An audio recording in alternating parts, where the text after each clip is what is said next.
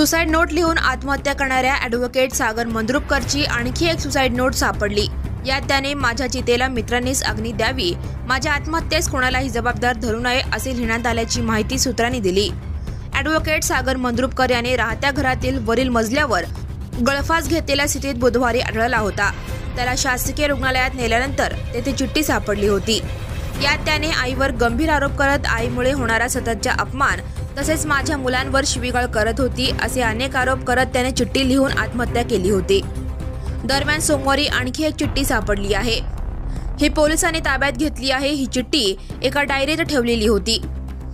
या 3 ते 4 पानी चिठ्ठीमध्ये माझ्या आत्महत्येला कोणालाही जबाबदार धरू नये, आत्महत्येनंतर माझा मोबाईल जाळून टाकावा असे त्यात लिहिण्यात आल्याची माहिती सूत्रांनी दिली।